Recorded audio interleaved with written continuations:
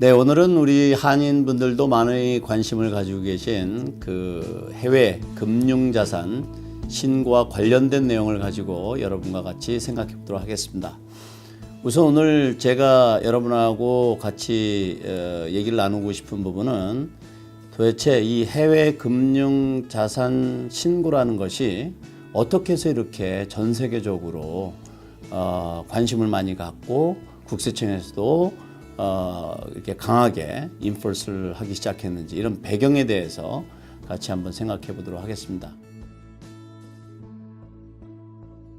이것은 다시 이제 지금으로부터 한 10년 전, 지금이 2018년이니까 2008년으로 돌아가야 됩니다. 당시 그 UBS에서 일했던 UBS 뱅크의 전 직원이 치약에다가 다이아몬드를 넣어가지고 밀수를 하다가 걸리게 됩니다. 연방수사국에서는 이것을 조사하는 과정에서 이 직원이 그 UBS 뱅크에서 일을 하면서 많은 미국인들의 그 탈세를 도운 혐의를 포착하고 이제 설득을 하죠. 모든 정보를 준다면 당신의 형량을 줄여주겠다. 자, 이런 거에 이제 합의를 보고 이 직원이 자료를 연방수사국에 넘겨주기 시작합니다. 그래서 2008년 6월 19일 날 UBS 직원이 유죄를 다 인정하고 그리고 약 2억 불 상당의 탈세 공모를 인정하게 되죠. 그런 다음에 그 한 달 뒤인 2008년 7월 21일 날 연방국세청은 UBS 뱅크로 존 도우 서먼스라는 것을 보내게 됩니다. 소환장이죠. 그리고 이제 2008년 11월 12일 그 이 직원의 상사였던 라울 웨일이 이제 탈세 공조 혐의로 또 기소가 됩니다. 그러고 나서 이제 해가 바뀌어서 2009년 2월 18일 날 그 UBS의 그 형사 사건으로 IRS가 기소를 하게 되는데요. 이때 부과한 벌금이 7억 8천만 달러. 그리고 고객 명단을 이전해라 라고 요청을 합니다. 이때 요청한 고객 그 계좌 수가 무려 5만 2천 개였습니다. 그러자 그 2009년 2월 19일 날 그 연방국세청에서 요청을 했는데 그 다음 날인 2009년 2월 20일 날 UBS 뱅크는 깜짝 놀래가지고 5만 2천 개의 은행 계좌를 넘기게 되면 우리 은행은 망한다. 도저히 할 수가 없다라는 그 주장과 함께 이것은 스위스 법을 어기는 거기 때문에 우리가 할 수가 없다. 주고 싶어도 할 수가 없다. 이런 주장을 이제 펼쳤죠. 그래서 이제 거의 이제 뭐 6개월 정도를 옥신각신하면서 타협을 보다가 2009년 8월 19일 날 UBS가 4,450명의 고객 명단을 넘겨주는 거로 합의를 보게 됩니다. 연방국세청하고. 이 4,450명의 명단이라는 것은 계좌 수로 따졌을 때 약 만여 개의 계좌 수가 미국 국세청으로 넘어가게 되는 이런 합의였던 것이었습니다. 이렇게 됨에 따라서 이제 당시 7월 30일, 2009년 7월 30일 날 월스트리트 저널에서는 Tax evaders flock to IRS to confess their sins라는 타이틀로 이제 그 많은 그 탈세자들이 또 해외에 재산을 그 도피해 놓은 사람들이 IRS 앞으로 나타나서 자진 신고하고 한다는 것을 대서특필을 했고요. 그리고 나서 이제 월스트리트 그 저널에서 이제 또 얘기했던 것은 그 7억 8천만 불의 그 벌금하고 그리고 4,450명의 고객 명단을 이전한다는 내용을 상세하게 보도를 하게 이제 되었는데요.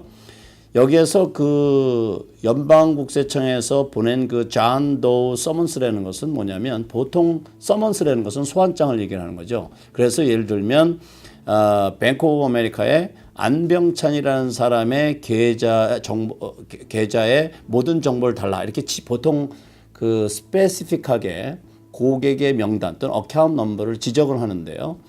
이 존 도우 서먼스라는 건 그런 게 없는 겁니다. 쉽게 얘기해서 UBS 뱅크에 있는 모든 미국인들의 미국적을 가진 그 정보를 다 내놔라. 이런 것이 말하자면 존 도우 서머스입니다. 말하자면 우리 한국말로 굳이 번역을 한다면 홍길동 소환장이죠.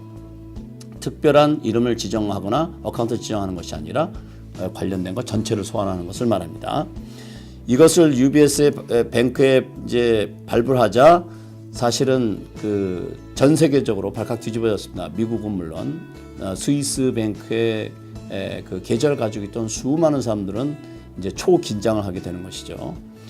그래서 UBS 뱅크는 7월 21일자로 웹사이트에 이 사실을 게재를 합니다. 그래서 그 내용을 살펴보면 IRS에서는 존 도우 서먼스를 2008년 7월 21일자로 보내왔습니다. 2002년 12월부터 2007년 12월까지 6년 동안 이 기간 동안에 UBS의 계좌를 가지고 있는 미국 납세자들의 정보를 요구해 왔습니다. 이로 인해서 미국 납세자들의 세금에 영향을 줄 수가 있고 이와 관련되었다고 생각되면 전문가와 상담할 것을 권장한다라고 UBS 웹사이트에 이것을 게재하게 됩니다. 결국은 그 미국 국세청의 강력한 소환장과 그 정보를 가지려는 강력한 의지에 그 100년이 넘는 역사를 가지고 있는 UBS 뱅크가 완전히 손을 들은 것이죠. 뿐만 아니라 스위스 법으로 규정해서 고객의 명단을, 고객의 정보를 디스클로즈하지 못하도록 한 그런 규정까지도 바꿔가면서 결국은 연방국세청하고 합의를 보게 된 것입니다. 그래서 여러분이 화면을 보시면은 그 서먼스에 아주 그 사본이 있는데요. 거기 보면 12월 30일, years ending 12월 31일 2002년부터 2003, 2004, 2005, 2006, 2007년까지 서먼스를 보낸 것을 보실 수가 있습니다.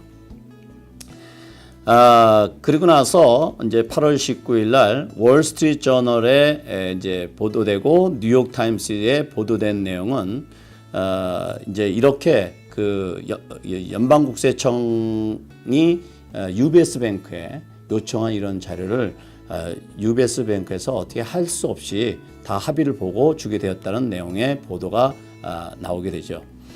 그래서 보시면은 이제 결론적으로 이 해외 금융 자산 신고가 지난 10년 동안 수많은 사람들이 벌금도 내고 자진 신고도 하고 이러면서 이 왔던 이 그 과정의 시발점은 UBS 뱅크의 전 직원이 치약에다가 다이아몬드를 넣어서 밀수한 사건이 결국은 발단이 돼서 이만큼 커진 겁니다. 결국은 그 거의 10여 명의 자진 신고자뿐만 아니라 정말 그 천문학적인 숫자의 자진 신고 금액, 그리고 미국 국세청이 무려 800여 명을 고용을 해서 그 부서를 보강하고 신설하고 하면서 그 지난 10여 년 동안 계속 자진 신고를 받아들여 왔고 또 매년 그 해외 금융 자산 신고를 받아들여 놓은 그런 일들을 지금까지 해오게 된 겁니다. 결국은 이걸 통해서 미국 국세청은 엄청난 세수를 올렸을 뿐만 아니라 이걸 빌미로 해서 무려 70여 개국하고 계약을 맺게 되죠. 이런 계약을 통해서 이제 그 해외에 미국인들의 계좌가 있는 정보를 미국의 그 나라의 국민이 가지고 있는 정보와 서로 수합을 하는 그렇게 하는 계약을 체결하게 됩니다. 그래서 우리 그 한국도 2016년에 계약을 체결을 했고, 그리고 2017년 9월부터 정보를 교환해 해오고 있는 것으로 알려지고 있습니다. 어쨌든 간에 지금 그 이렇게 시작된 이 자진 신고는 지난 2008년도에 시작이 돼서 2009년도에 합의를 보고 그때부터 자진 신고를 받기 시작하다 2011년에 그 이제 FATCA라는 법을 출범을 시키고, 그리고 2014년에 OBDP라는 프로그램을 시작을 해서 이 자진 신고를 최종적으로 2018년 9월 28일부로 완전히 마감을 하게 됩니다.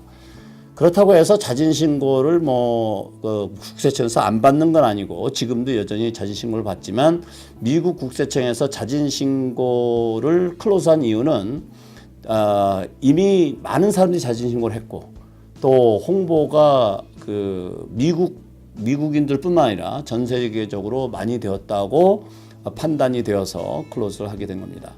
그렇지만 말씀드린 대로 여전히 자진신고는 할 수가 있습니다. 그 당시에 2009년도에 이런 일이 벌어졌을 때 제가 로스앤젤레스, 그 다음에 뉴욕, 그리고 텍사스의 달라스, 그리고 샌프란시스코 인근의 그 샌호세에 가서 직접 강의를 했었습니다. 해외 금융자산 신고가 강화되기 때문에 이것에 대한 준비를 철저히 해야 되고 이것을 절대 도외시하면 안 된다. 그 당시에 전문가들의 한 90% 이상이 반대를 했습니다. 이것은 임시적인 것일 거고 결국은 없어질 것이다. 그리고 이것은 엄청난 부를 가진 사람들의 것이지 우리 같은 일반인들하고는 관계가 없을 것이다 라고 주장을 했지만 저는 아니다. 이것은 반드시 우리가 준비를 해야 된다라고 그때 강조를 했었습니다. 그래서 그 당시에 제가 뉴욕에서 여기 보면은 2009년 9월 17일 플러싱 뉴욕에서 제가 그 강의한 그 비디오인데요. 이것은 제가 인터넷 선상에서 다 올려가지고 그 당시에 누구나 이 강의를 볼 수 있게 만들었었습니다. 거의 10년 전 얘기죠. 근데 지금 이제 그 뒤로 많은 법들이 바뀌고 또 더 강화되고 해서 지금은 해외 금융자산 신고를 안 하는 게 이상할 정도로 많은 분들이 참여하고 있습니다. 아직도 그 해외 금융자산 신고를 망설이시거나 아직도 안 하시는 분들이 혹시 계시다면 꼭 하셔야 된다는 것을 염두에 두시고 놓치지 말으셔야 되겠습니다. 다음 칼럼에서는요, 어떤 회계 소득을 신고해야 되는지 이 부분에 대해서 설명을 드리도록 하겠습니다.